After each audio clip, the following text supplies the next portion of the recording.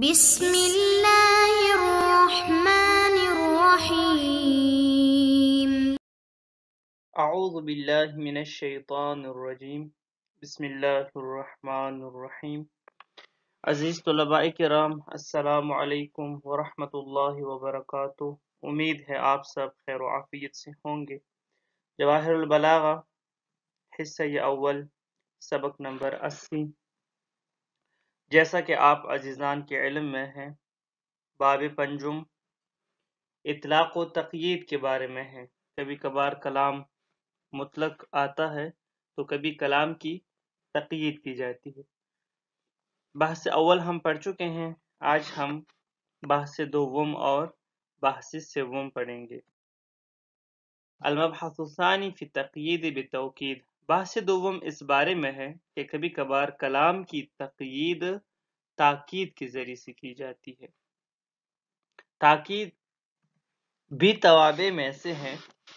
تاکید کا مطلب یہ ہے، یعنی ایک ایسا تابع ہے جو مطبوع کی طرف کسی نسبت کو پختہ کرنے کے لیے، پکا کرنے کے لیے لایا جاتا ہے، کہ جو نسبت کلام میں مطبوع کو دی گئی ہے یہ درست ہے اور ایسا ہی ہے، تو اس چیز کو بیان کرنے کے لیے تاکید کو لایا جاتا ہے۔ جس طرح کہ کہا گیا ہے نا کہ سامع کے ذہن میں اگر تردد ہو تو وہاں پر تاکید لائی جاتی ہے کلام میں۔ کیوں؟ تاکہ یہ جو نسبت ہے سامع کے ذہن میں یہ پختہ ہو جائے کہ یہ واقعی درست ہے، اس بارے میں آپ کوئی تردد نہ کریں، تو اس لیے کلام میں تاکید آتی ہے۔ اور تاکید بھی اعراب میں اپنے مطبوع کا، جس کی وہ تاکید کر رہا ہے، اس کا تابع ہوتا ہے۔ کئی اغراض بلاغی کے تحت تاکید کلام میں لایا جاتا ہے، کلام کو مقید بنایا جاتا ہے۔ اب کلام تو مسند اور مسند الیہ، بس یہ دو ہو تو بس کلام تو پورا ہو گیا، جملہ تو پورا ہو گیا۔ تو جو مقیدات لائے جاتے ہیں، کیوں لائے جاتے ہیں؟ بعض اغراض بلاغی کے تحت لائے جاتے ہیں، لہٰذا تاکید بھی بعض اغراض بلاغی کے تحت آتا ہے۔ ایک غرض بلاغی یہ ہے کہ سامع کو غفلت سے نکالنے کے لیے کلام میں تاکید کی جاتی ہے۔ ذرا ایک اور بات بھی ذہن نشین کیجئے گا کہ تاکید کی دو قسمیں ہیں، یہ آپ لوگ ہدایہ میں پڑھ چکے ہوں گے۔ ایک ہوتی ہے تاکید لفظی اور ایک ہوتی ہے تاکید معنوی۔ تاکید لفظی کا مطلب یہ ہے کہ بذات خود اسی لفظ کو تکرار کیا جاتا ہے کلام میں۔ مثلا جاءنی الامیر الامیر، تو یہاں پر الامیر کو ہی کلام میں جو ہے تکرار کیا گیا ہے کہ امیر آ گیا، امیر آ گیا۔ کیوں کہا یہ؟ اس لیے کہا کہ تاکہ جو سامنے والا بندہ ہے وہ جلدی کرے، اور اس کے ذہن میں اگر کوئی تردد ہے کہ نہیں آیا ہے اور میں انتظامات جو ہے وہ ڈیلی ڈیلی کرتا رہوں، تو ایسا نہیں ہے، بلکہ وہ آ گیا اور انتظامات جلدی سے کر کے آ جائیں۔ تو یہ ہے تاکید لفظی۔ اور تاکید معنوی یعنی کبھی کبھار لفظ کا بذات خود تکرار نہیں ہوتا کلام میں، بلکہ کچھ خاص الفاظ ہیں، مثلا لفظ نفس ہے، عین ہے، کلا ہے، اسی طرح مثلا کل ہے، کلتا ہے، جمی ہے، اس طرح کے الفاظ لائے جاتے ہیں جن کے ذریعے سے تاکید کی جاتی ہے، یہ آپ جانتے ہیں۔ سامع کے توہم کو دور کرنے کے لیے، تاکہ خلاف ظاہر کا کوئی احتمال اس کے ذہن میں ہو تو وہ دور ہو جائے۔ اس بارے میں ہم پہلے گفتگو کر بھی چکے ہیں کہ جب سامع متردد ہو تو اس کے تردد کے دور کرنے کے لیے تاکید لائی جاتی ہے۔ تو تاکید کا غرض بلاغی یہی ہے۔ کبھی تاکید عطف کی وجہ سے لایا جاتا ہے تاکہ عطف درست ہو۔ اس کا مطلب یہ ہے کہ آپ اسم کو اسم پر عطف کر سکتے ہیں، آپ اسم کو کسی فعل پر عطف نہیں کر سکتے، اگرچہ اس میں کوئی شک نہیں ہے کہ ہر فعل میں ایک ضمیر مستتر ہوتا ہے۔ اگر مثلا وہ پہلے مرجع کی طرف لوٹ رہی ہو اور اس کا مرجع پہلے گزر گیا ہو، لیکن آپ یہ تو نہیں کر سکتے نا، وہ تو ہم فرض کرتے ہیں کہ ایسا ہے، تقدیر میں رکھتے ہیں، لیکن آپ ڈائریکٹلی کلام میں ظاہراً آپ اسم پر इस फेल पर आप इसम को अतफ नहीं कर सकते। मसलन या आदम उस्कुन अंत व ज़ौजुका, यहाँ पर अंत को खुदावंद तबारक व तआला क्यों लेकर आया है कलाम में? इसलिए ताकि ये अतफ जो है दुरुस्त हो। या आदम उस्कुन व ज़ौजुका ये दुरुस्त नहीं है, वैसे भी अच्छा नहीं लगता अगर हो भी। या आदम उस्कुन व ज़ौजुका, अब अंत व ज़ौजुका हो तो यानी कलाम मुज़य्यन और बेहतरीन लगता है, और ये ऐसा लाया भी नहीं जा सकता। या आदम उस्कुन व ज़ौजुका ऐसा जायज़ नहीं है। इसम को फेल और फेल को इसम पर अतफ नहीं किया जा सकता। अल-मबहस सालिस फी तक़यीद बिअत्फ़ अल-बयान, बहस सव्वम ये है कि कभी कभार कलाम को मुक़य्यद किया जाता है अत्फ़ बयान के ज़रिए से। या अत्फ़ बयान भी ताकीद ही की तरह की चीज़ है, लेकिन ये है कि ये सिफत नहीं होता, ये सिफत नहीं होता बल्कि एक इसम होता है। अत्फ़ बयान यानी जो नात सिफत नहीं होता लेकिन अपने मतबू की मज़ीद वज़ाहत कर रहा होता है। अत्फ़ बयान नात नहीं है, नात है यानी अपनी मतबू की वज़ाहत कर रहा होता है लेकिन सिफत नहीं है, सिफत नहीं है।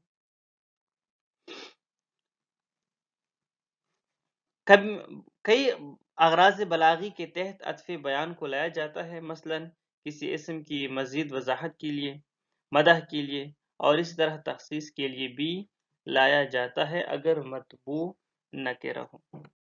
अल-मबहस अस-सानी फी तक़यीद बित-तौकीद, बहस दोम इस बारे में है कि कभी कभार ताकीद के ज़रिए से कलाम की तक़यीद की जाती है, मुक़य्यद किया जाता है।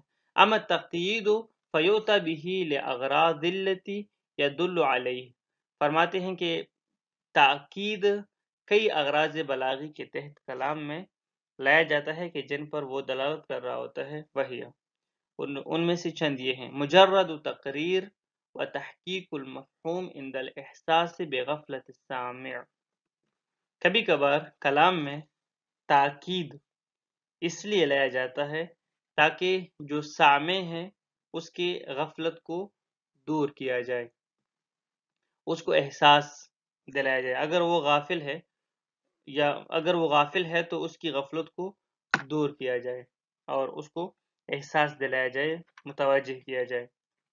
नहु जा अल अमीर अल अमीर, आप अगर कोई बंदा ऐसा है जो गफलत का शिकार है तो आप उनसे कहते हैं कि अमीर आया, अमीर आ गया। जा अल अमीर अल अमीर, आपने दोबारा अल अमीर क्यों कहा? ताकि वो मुतवज्जिह हो जाए।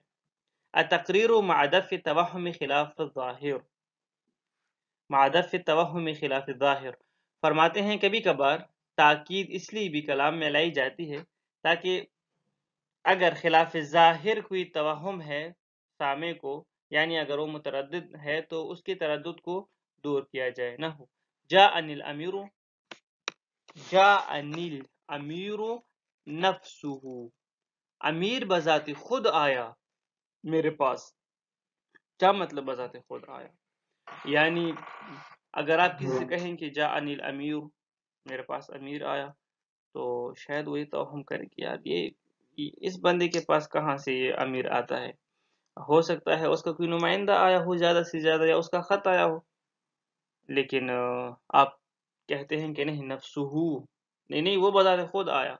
वनहु क़ौलिही तआला, जिस तरह की खुदावंद तबारक व तआला का फरमाना है, फसजदल मलाइकतु कुल्लुहुम अजमऊन, के बस मलाइका ने सजदा किया, कुल्लुहुम अजमऊन। अब यहाँ पर कुल्लुहुम को बतौर ताकीद लेकर आए हैं कलाम में, बल्कि फ़कत कुल्लुहुम नहीं आया, साथ अजमऊन भी आया हुआ है। क्यों?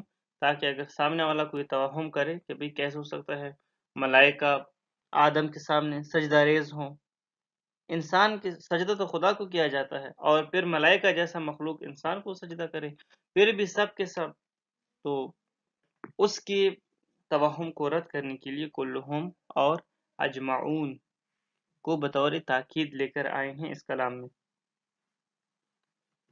इसी तरह सिहतुल अत्फ़, कभी कभार ताकीद कलाम में इसलिए भी लाया जाता है ताकि अतफ़ सही हो। नहु क़ौलिही तआला, जिस तरह के खुदावंद तबारक व तआला का फरमाना है, اسکن انت وزوجک الجنت، البقرہ آیت نمبر 35۔ اسکن یعنی اے آدم آپ سکون پذیر رہیں، اسکن انت آپ، وزوجک الجنت آپ اور آپ کا زوجہ ہوا۔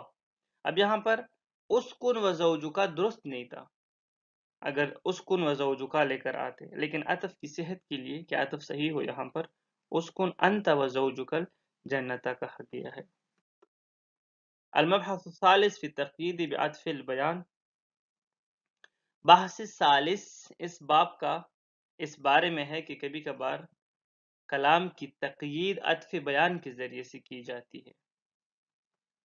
اما عطف البیان فیؤتی به للمقاصد والاغراض التي يدل عليها ومنها، عطف بیان کے بارے میں ہم پہلے بتا چکے ہیں کہ یہ بھی اپنے مطبوع کی وضاحت کر رہا ہوتا ہے، البتہ یہ صفت نہیں ہوتا، کوئی اسم ہوتا ہے، اور اسم بھی ایسا ہوتا ہے کہ مثلا مطبوع کا جو اصل نام ہوتا ہے نا، کبھی کبھار بعض ایسے اسما ہوتے ہیں نا جو مطبوع یعنی جو مسمہ کے جو اصل اسم ہے اس سے بھی زیادہ مشہور ہوتے ہیں۔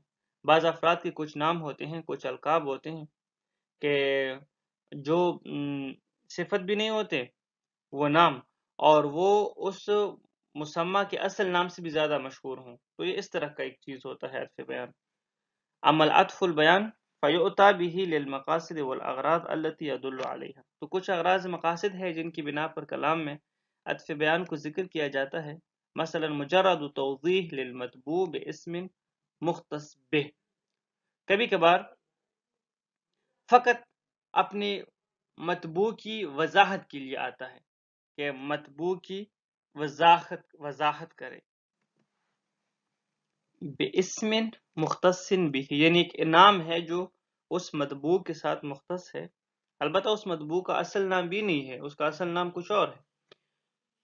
نحو قولہ تعالی انک بالواد المقدس طوی،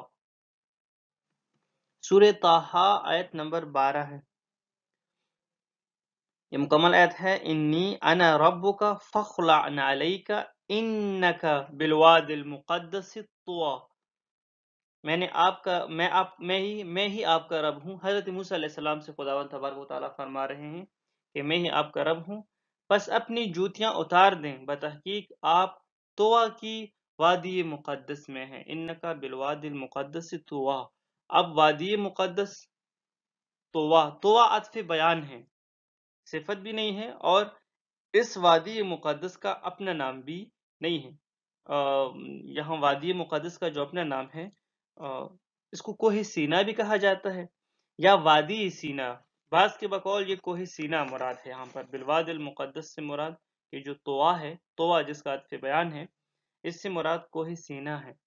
بعض کے بقول کہ یہ کوہ سینا نہیں بلکہ یہ کوہ سینا کے دامن میں جو وادی ہے، جو میدان ہے، وہ مراد ہے، کیونکہ سورہ مریم میں ہے نا وَنَادَيْنَاهُ مِنْ جَانِبِ الطُّورِ الْأَيْمَنِ، ہم نے موسیٰ کو طور کی دائیں جانب سے پکارا، طور کی دائیں جانب سے، کوہ طور کی یعنی کوہ سینا کی دائیں جانب سے ہم نے پکارا، تو جو دائیں جانب کا طرف ہے کوہ طور کا، کوہ سینا کا، یہ جو ہے اصل میں وادی سینا ہے۔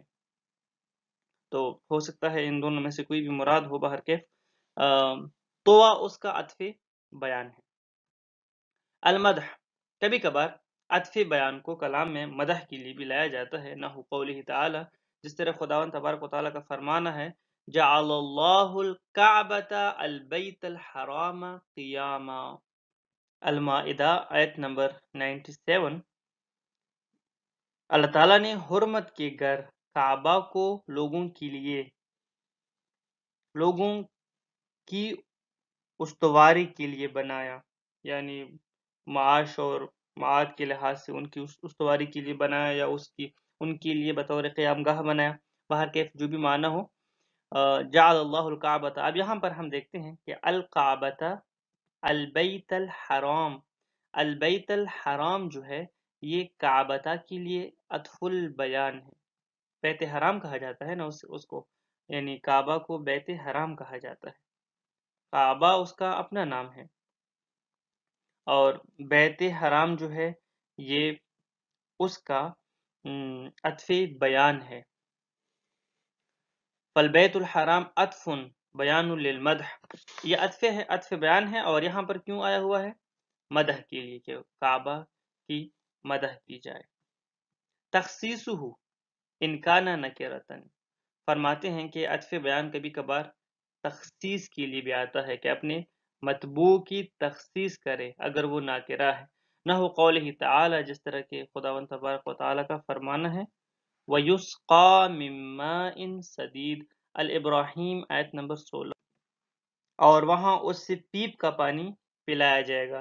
تو یہاں پر ماء یعنی جہنمیوں کو جو پانی پلایا جائے گا، تو لفظ ماء نکرہ ہے اور اس کی تخصیص کی ہے سدید نے، کہ جو عطف بیان ہے، پیپ کا پانی پلایا جائے گا. تو اس طرح تخصیص ہوگی کہ ان کو کیسا پانی پلایا جائے گا جہنمیوں کو. والسلام علیکم ورحمۃ اللہ وبرکاتہ.